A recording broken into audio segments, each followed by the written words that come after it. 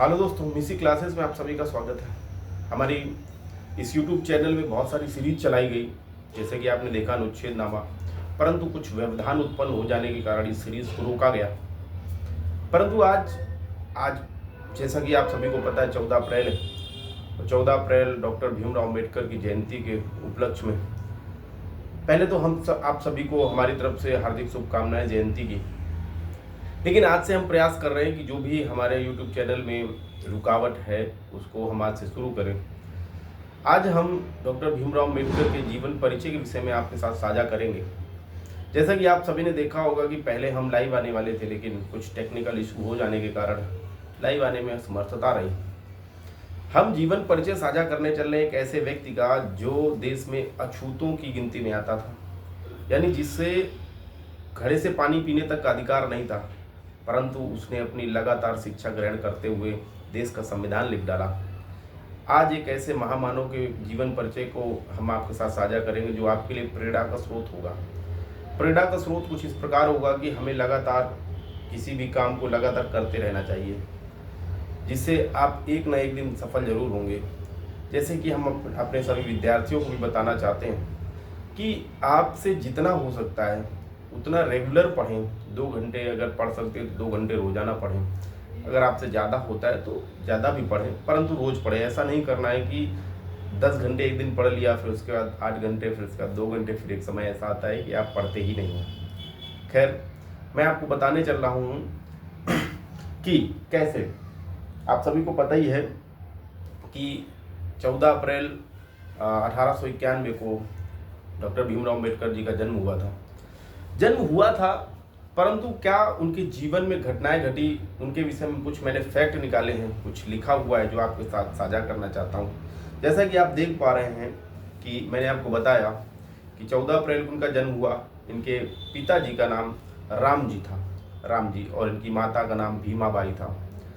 Ram ji British सेना में सेवा दे रहे थे, लेकिन जब ये 2 वर्ष के थे, यानी बाबा साहब या डॉक्टर भीमराव अम्बेडकर जब 2 वर्ष के थे, तब इनके पिता सेवा से छुट्टी कर लेते हैं, या उनको सेवानिवृत्ति हो जाती है या रिटायरमेंट हो जाता है। लेकिन शिक्षा ग्रहण करने की इच्छा जाहिर करते हैं ये अपने पिताजी से। शिक्षा ग्रहण की इच्छा में इनके पिताजी प्रत्येक स्कूल में जाते हैं, लेकिन कहीं भी इनका दाखिला नहीं हो पाता है। इसके बाद यह मध्य प्रदेश छोड़कर महाराष्ट्र चले जाते हैं। महाराष्ट्र के सतारा नामक जिले में पहुंचते हैं और वहां भी प्रत्येक विद्यालय में अपने बच्चे के एडमिशन के लिए पहुंचते हैं, परंतु एडमिशन नहीं हो पाता है।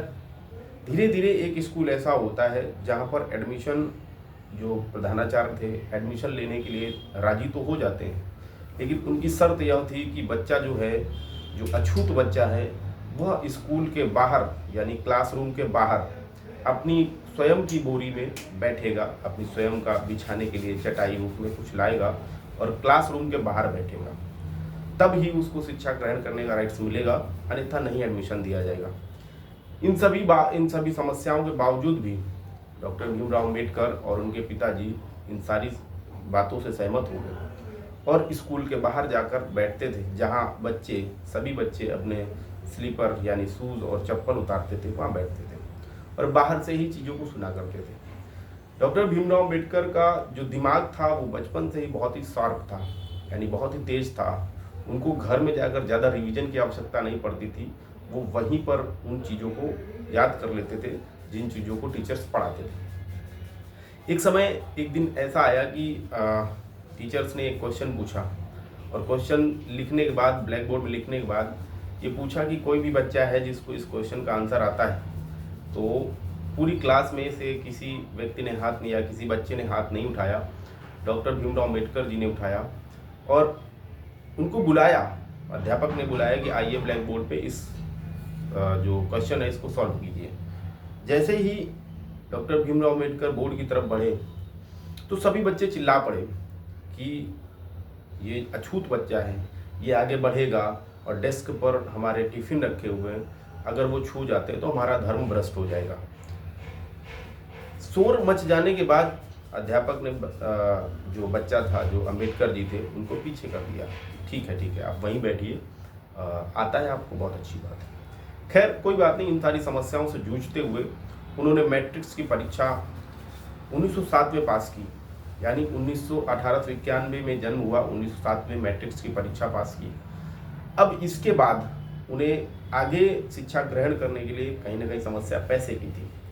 तो पैसे की थी तो आप सभी को पता है कि एक राजा थे जो आपको गायकवाड़ राजवंश के दिखाई देंगे, जिनका नाम मैं यहाँ पर देखता हूँ, जिनका नाम आप देख पाएंगे महामहिम सयाजीराव था।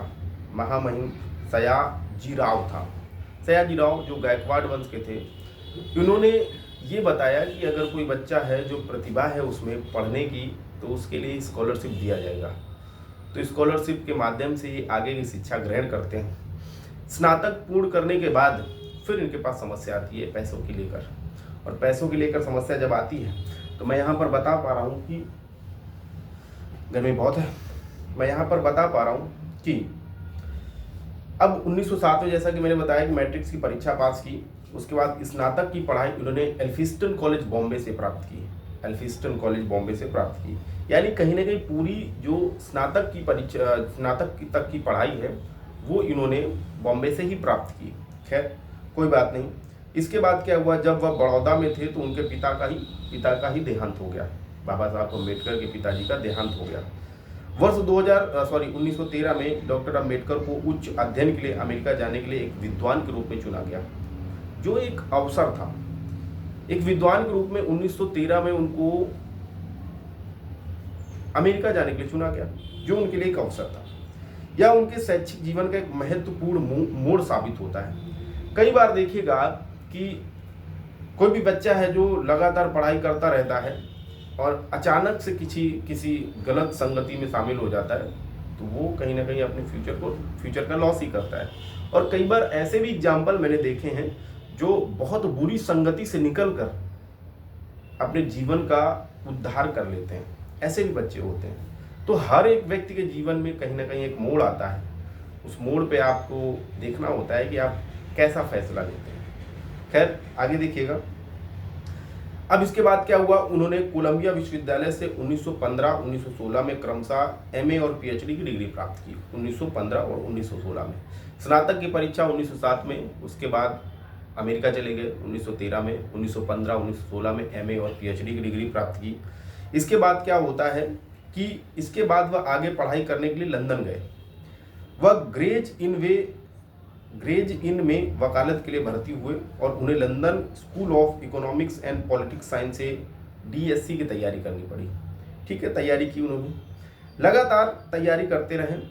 और आप देख पाइएगा कि एक ऐसा बच्चा जिसे भारत में पढ़ने का अधिकार भी नहीं दिया जा रहा है, और वो अमेरिका गया, कोलंबिया गया, लंदन गया, हर जगह जा रहा है।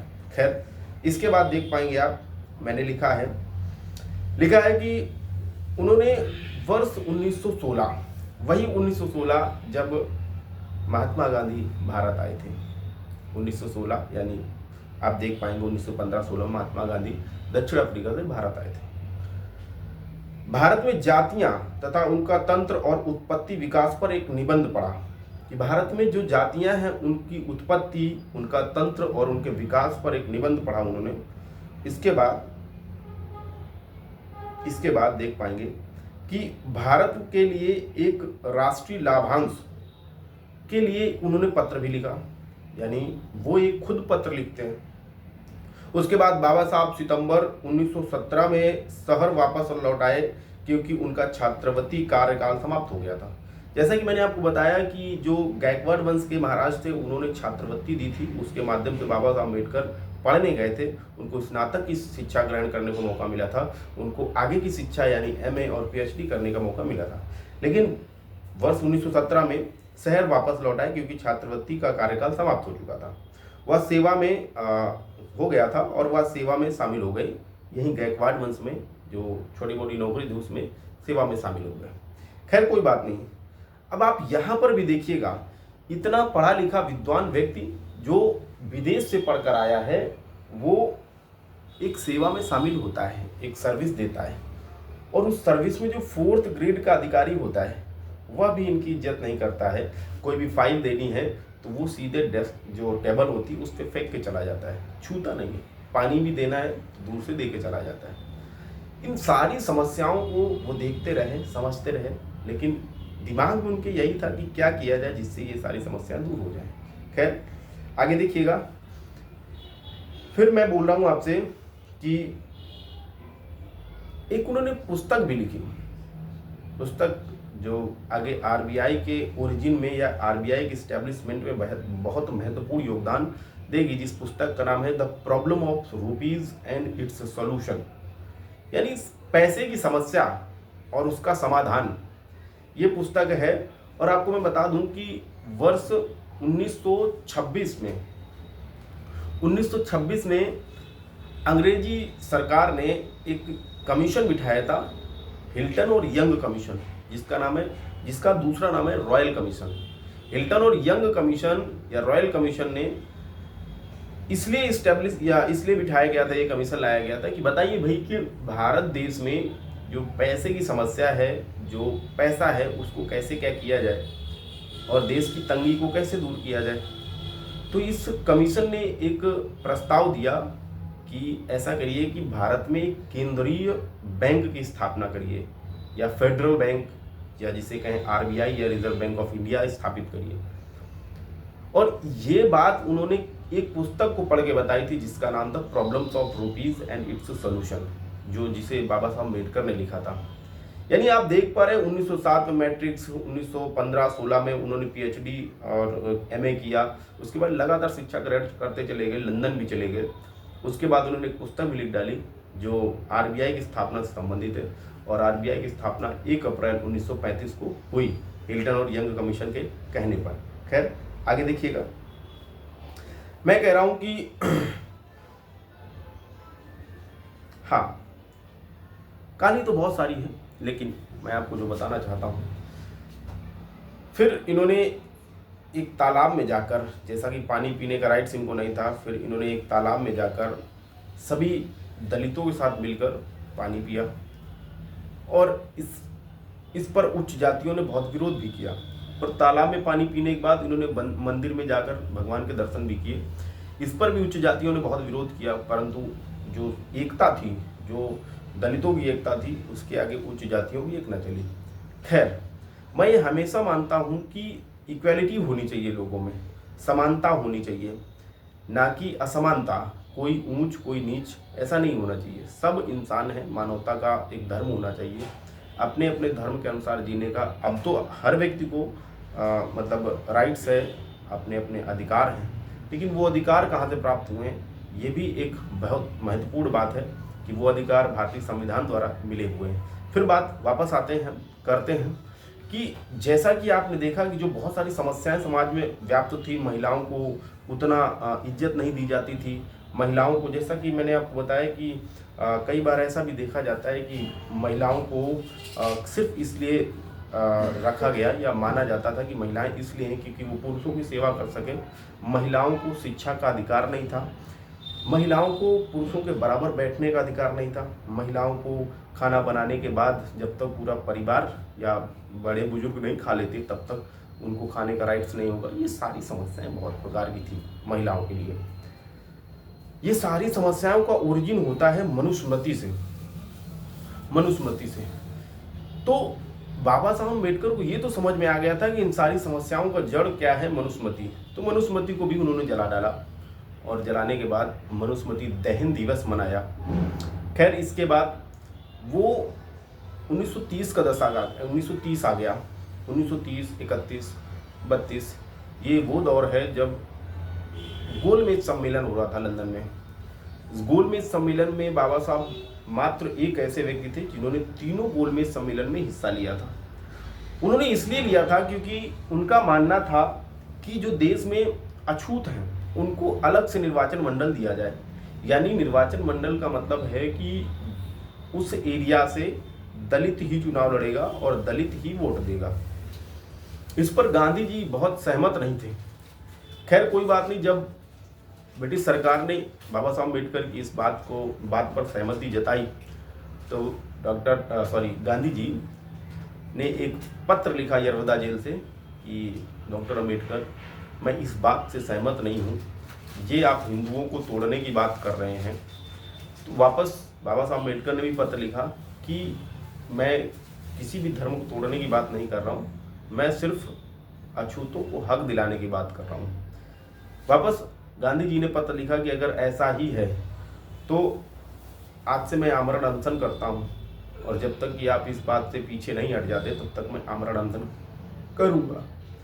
अंत में क्या हुआ कि गांधी जी की समस्या बिगड़ने लगी, मतलब शारीरिक समस्या होने लगी, और वो मतलब ये मान के चलिए कि उनकी तबीयत ज़्यादा बिगड़ गई। बाद में फिर अम्बेडकर साहब को झुकना पड़ा, और झुकना पड़ा तो ये एक सहमति हुई कि जो विधानसभा है उस पर बहुजनों की जो अछूत है उनकी संख्या बढ़ाई जाए, विधानसभा में जो सीटें हैं उनकी संख्या बढ़ाई जाए। इसके साथ यही समझौता पूना पैक्ट कहलाया। खैर कोई बात नहीं, गांधी जी से और अम्बेडकर जी के बीच कभी भी नहीं बनी। इसलिए नहीं बनी क्योंकि अम्बेडकर साहब का मानना था कि जो गांधी जी अछूतों के लिए बोलते हैं या जो विचार रखते हैं वो बहुत अच्छे नहीं हैं। खैर कोई बात नहीं। इसके बाद क्या होता है कि डॉक्टर भीमराव अम्बेडकर आज़ादी से लगभग 2 दशक पहले ही अपने अनुयायियों के साथ स्वतंत्रता संग्राम से अलग थलग हो जाते हैं। उसके बाद उनको मौका मिलता है संविधान सभा में जाने का। जैसा कि आप सभी को पता है संविधान सभा में जाने का उनका क्या प्रक्रिया रही। संविधान सभा में जाने का मौका मिलता है और उन्हें प्रारूप समिति का अध्यक्ष बनाया जाता है, और प्रारूप समिति में कुल 7 सदस्य थे, जिनमें से केवल एक ही बाबा साहब अम्बेडकर ही ऐसे थे जिन्होंने महत्वपूर्ण काम किया और पूरा ड्राफ्ट तैयार करके दिया संविधान का। और संविधान जैसा कि आप सभी को पता है कि 2 वर्ष 11 माह 18 दिन में बन के तैयार हुआ। इसके बाद ये संविधान डॉक्टर राजेंद्र प्रसाद को सौंपा गया। लेकिन समस्या यहीं नहीं रुकी। समस्या यहाँ पर भी है कि जो वर्तमान में जो हर कम्युनिटी है ये मानती है कि डॉक्टर भीमराव अम्बेडकर ने केवल SC/ST वर्ग के लिए ही काम किया है। ये भी कहीं ना कहीं थोड़ा सा गलत है, क्योंकि डॉक्टर भीमराव अम्बेडकर किसी भी वर्ग के लिए किए हों या ना किए हों, इस पर विचार मैं अपने प्रस्तुत नहीं करना चाहूँगा। परंतु महिलाओं के लिए जो काम किया है, तो मैं ये मानता हूँ कि महिलाओं को इस बात को पढ़ना चाहिए, जानना चाहिए कि महिलाओं के लिए क्या काम किया है। वो किसी भी वर्ग की महिला हो, या उच्च वर्ग की हों, निम्न वर्ग की हों, या किसी भी कम्युनिटी की कैटेगरी की महिलाएं हों, सभी कैटेगरी की महिलाओं के लिए उन्होंने काम किया है। इसके बाद आप सभी देख पाएंगे कि बाबा साहब अम्बेडकर ने एक बात और कही थी कि मैं हिंदू धर्म में पैदा जरूर हुआ हूँ, जो मेरे बस में नहीं था, लेकिन हिंदू धर्म में मैं मरूंगा नहीं, जो मेरे बस में है। और अंततः अपने जीवन के अंतिम क्षणों में उन्होंने बौद्ध धर्म स्वीकार किया, और 6 दिसंबर 1956 को उनकी मृत्यु हो गई, महापरिनिर्वाण हुआ।